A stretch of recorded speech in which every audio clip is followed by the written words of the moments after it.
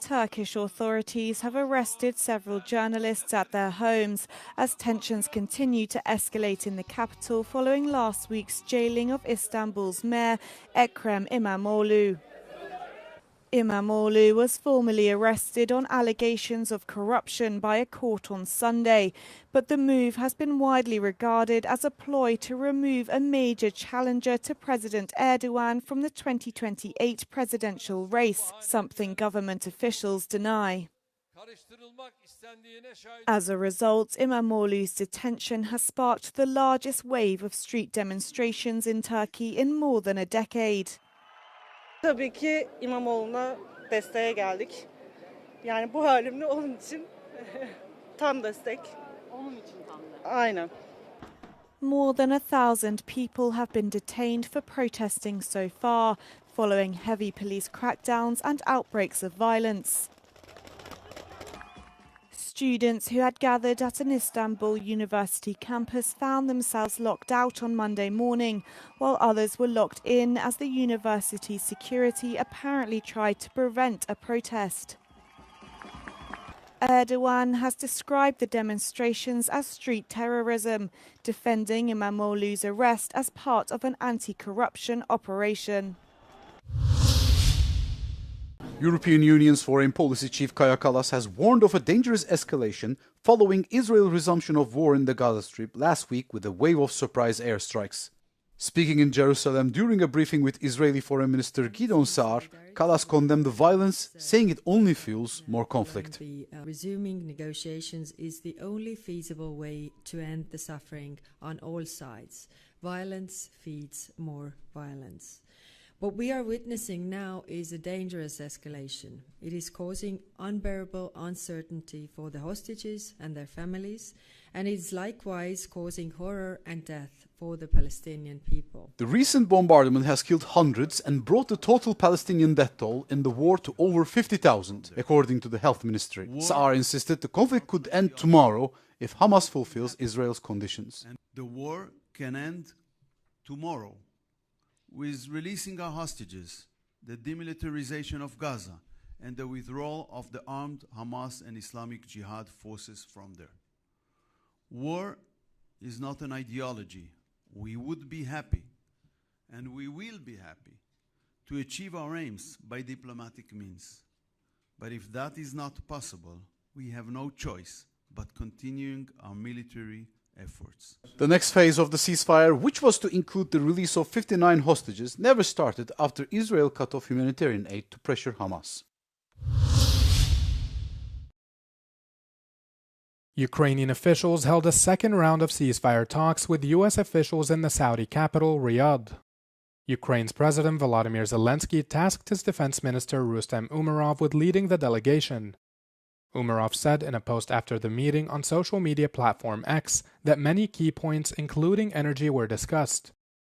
He described the meeting as focused and productive.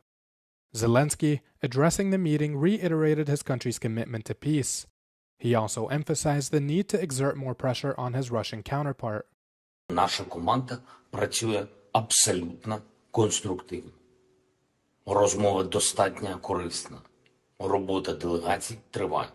Але про що б ми зараз не говорили з нашими партнерами, потрібно дотиснути Путіна до реального наказу припинити удари.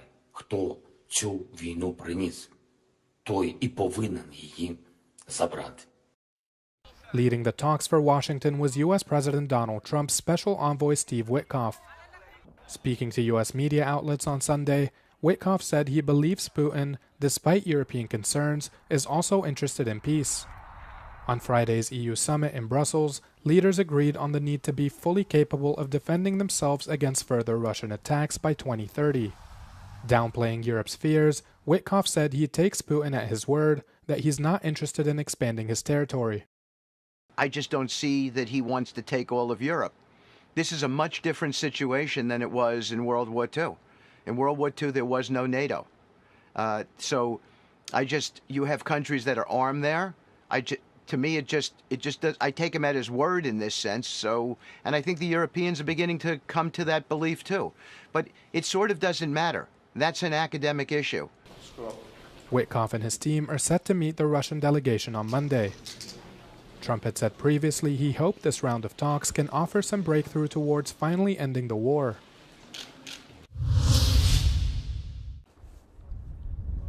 Greenland's prime minister accused Washington of interfering in its political affairs ahead of an upcoming visit to the territory by Second Lady Usha Vance and National Security Advisor Mike Waltz. Speaking to a Greenlandic newspaper, Møtje B. Ege called the visit aggressive, particularly objecting to Waltz joining. He added that his presence in Greenland would fuel American belief in Trump's mission. Trump has repeatedly insisted that the U.S. annex Greenland, a move opposed by the Greenlandic and Danish governments. The White House said the upcoming visit is a cultural one, during which the U.S. delegation will visit historical sites to learn about Greenlandic heritage and attend the national dog sled race.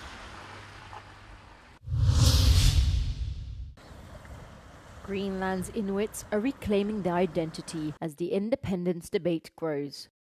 During colonial rule, Denmark enforced assimilation policies, unofficially banning the Inuit language, forced sterilizations, and the removal of children from their families to be placed in Danish homes. Policies which left Greenlanders bitter. Inuit Greenlander Avjaya Raquel says it is time for the Inuit people to speak up. Inuit hasn't been heard. We have been so isolated for hundreds of years, and this time is the time for Inuit to speak up. As Greenland regained autonomy in the late 20th century, its population is still made up of 90% Inuit today, most of them which are Lutheran, a faith introduced by Danish missionaries over 300 years ago.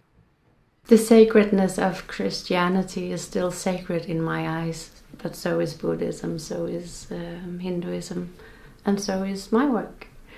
And that's where I stand in this, that the arising of our culture and us as a people is also to get the equality within our culture, to acknowledge that our culture is legit. Some Greenlanders say global interest in their minerals and the push for independence has allowed them to speak more openly about abuses committed by Denmark. I used to feel like it was cooler to be a Dane, or cooler to be able to speak Danish, where it was embarrassing to practice our traditions. Greenland is experiencing immigration, with 300 to 400 more people leaving than arriving each year. Whether the revival of ancient traditions can reverse the trend remains to be seen.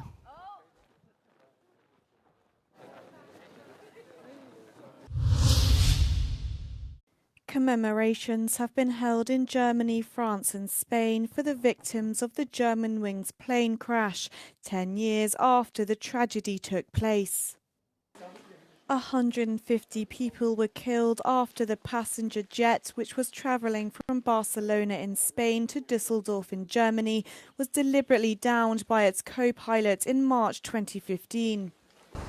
The victims included 16 students and 2 teachers from a high school in the western German town of Haltern am See, who were returning home from an exchange trip to Spain. In Haltern, students placed roses in the courtyard of the Joseph Koenig High School, while hundreds of people gathered in front of a plaque bearing the victims' names. At 10:41 a.m., the exact time of the crash, a moment of silence was held. Wreaths were also laid at the town cemetery, where some of the students are buried. Elsewhere, relatives of victims travelled to the site of the crash in the French Alps, while commemorations were also planned at the airports in Düsseldorf and Barcelona.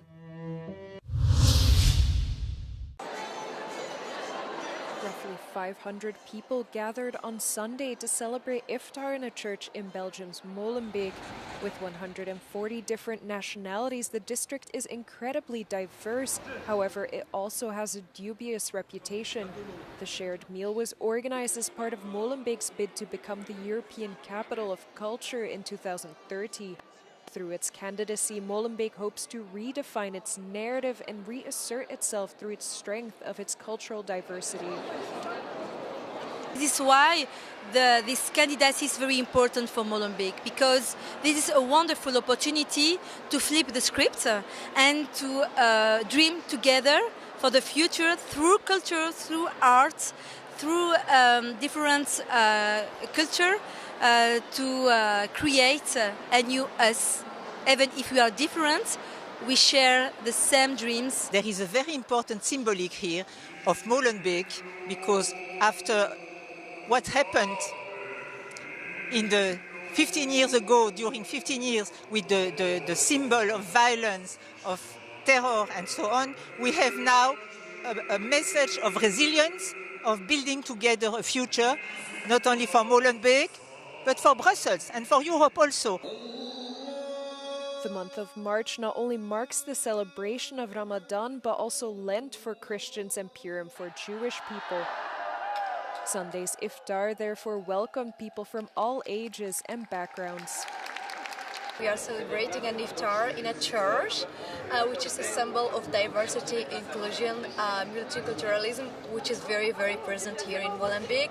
Molenbeek is now up against Leuven and Namur, the two other cities running for the European Capital of Culture title. The winner will be announced in September.